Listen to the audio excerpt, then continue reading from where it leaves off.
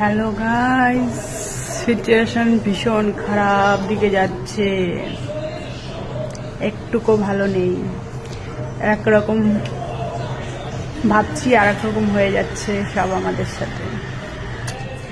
এখন কি হচ্ছে কিচ্ছু বুঝতে পারছি না, কি হবে কে জানে। এদিকে 12 তারিখে ভেবেছি বাড়ি যাব, ওদের এক্সাম, ফাইনাল এক্সাম শেষ হবে, তারপরে বাড়ি চলে যাব।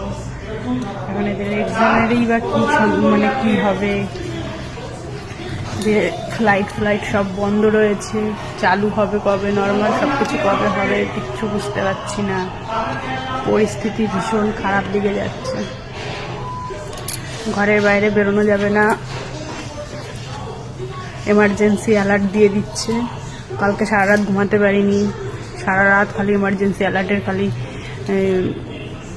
অ্যালার্ট করে যাচ্ছিল। সারা রাত ফোনের মধ্যে প্যা পু পু পু করে আওয়াজ হচ্ছিল, শুধু মেসেজ ঢুকছিল সারা রাত অ্যালার্টের। তো খুব ভয় লাগছিল, এর জন্য ঘুমাতেও পারিনি ভালো করে রাতে। সব কিছু এখন নিস্তব্ধ হয়ে রয়েছে, পুরো আবুধাবি। বাইরে বাড়িতে বিনা কারণে বা ছোটোখাটো ব্যাপার এমার্জেন্সি ছাড়া বাইরে বেরোতে বারণ করেছে সবাইকে, বলেছে ঘরেই থাকতে। কিচ্ছু বুঝতে পারছি না কি হবে, টেনশন হচ্ছে ভীষণ।